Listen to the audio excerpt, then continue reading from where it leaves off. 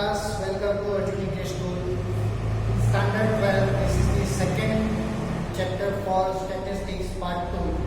Here, I am going to start a new topic, that is properties of binomial distribution. Again, it is important question for the exam purpose. In earlier class, we have completed about the meaning of binomial distribution, and now it is the properties.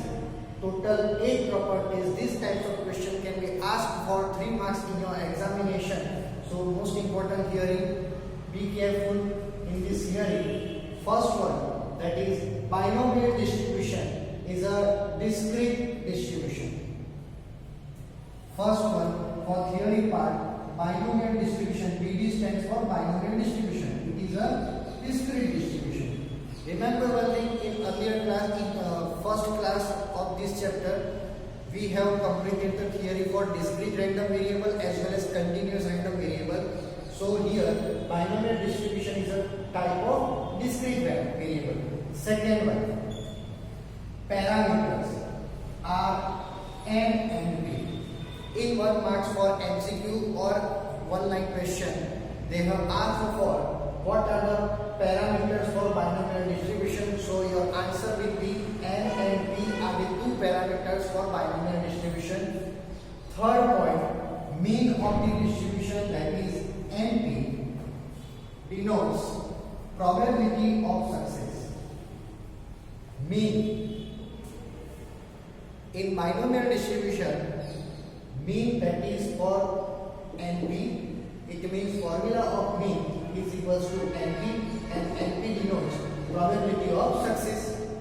Point number 4, variance of the distribution is NP. This is second formula.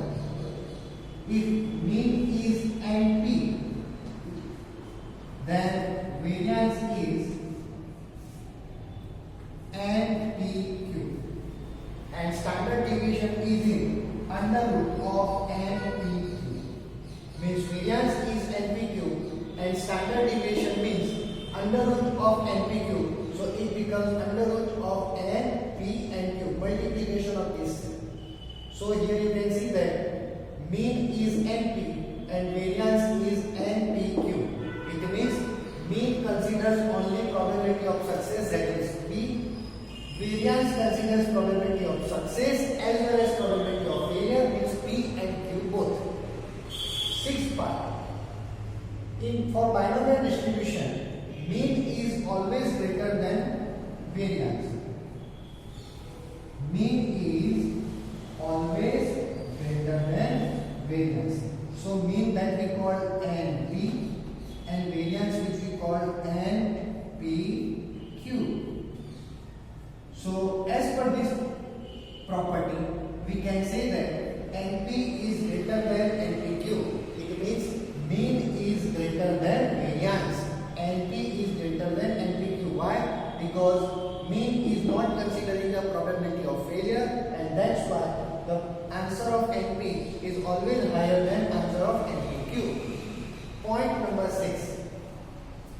If P less than equals to 1 by 2, less than 1 by 2, less than 1 by 2 means answer of P is less than 0.5. 1 by 2 means 0.5, and if answer is 0 up to 0.5 means we can say that 0, 0.10, 20, 30, 40, and max to max it is up to 0.49, because here it is not the sign of less than and equals to. It means we consider only less than 0.5 means our answer can be from 0 to 0.49, because if it comes to 0.50 then this property is not applicable.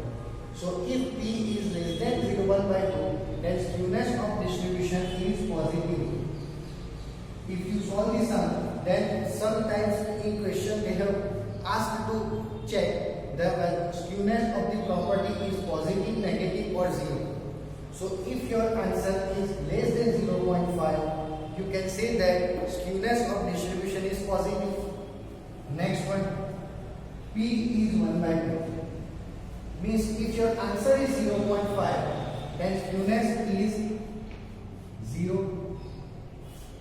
And next point, P greater than 1 by 2 means more than 0.5, then we can say that here the skewness of the distribution is negative. So let's say here it is a timeline, and if here is 0, all the values that are negative. Here it is 0 means neutral, and then after all the values are positive. So if answer of P is lies between this to this, so we can say that skewness is positive. If answer of P is more than 0.5, here it is 0.5. If answer is more than 0.5, we can say that skewness is negative.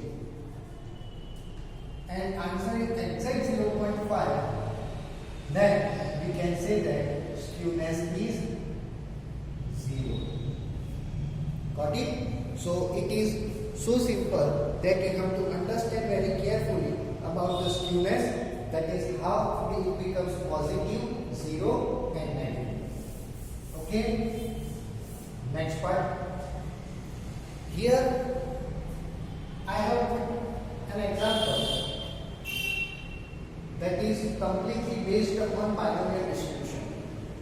These 8 properties you have to read very carefully, and then after you have to solve the sums. Okay? First of all, point number 6, 7 and 8 are very easy. Less than 1 by 2, equals to 1 by 2, greater than 1 by 2. 6, 7 and 6, 7 and 8 complete. Point number 3, 4 and 5. It is almost similar. Like mean is NP, variance is NPQ, and mean is greater than variance. It's point number 6, 7, 8 complete. Point number 3, 4 and 5 complete. Now you have to remember 1 and 2, where 2 stands for parameters N and P, and binomial distribution is discrete distribution. So here properties are very simple, but remember very carefully. In exam purpose, it is most important question after harmonic trials. Next one. Find the P of x. P of x stands for here binomial distribution, where mean and variance, then we have to find out that we have provided, and we have to find the P of x. Now you know very well the formulas of mean as well as variance. Mean, that is called NP. So NP is equals to 3.9, and variance, that is called NPQ. NPQ is equals to 2.73. Now here we know the value of NP as well as NPQ. So here value of NP is 3.9. So instead of NP, we can put 3.9. So now we get the answer of Q. That is, instead of NP, we put the value 3.9 multiplied by, it is Q. Remember, it is 9, it is Q. And here 2.73. Now, if I want to find the value of Q, then this 3.9 is in multiplication with Q, then it goes into the denominator. Q is equals to 2.73 divided by 3.9, and therefore Q is equals to 2.73 divided by 3.9. We got the answer Q, 0.7. Now, if answer of Q is 0.7, then we can easily find the value of P, because formula for P, that is 1 minus Q. So 1 minus 0.7, and final answer for P, that is 0.3. It means if you know the value of P or Q, then we can easily convert it into the P or Q. Means if you know the value of P, you can easily get the value of Q, and if you know the value of Q, then you can easily get the value of P. mean is given, variance is given, and from the mean and variance I have find the value of P as well as Q. Next one is NP.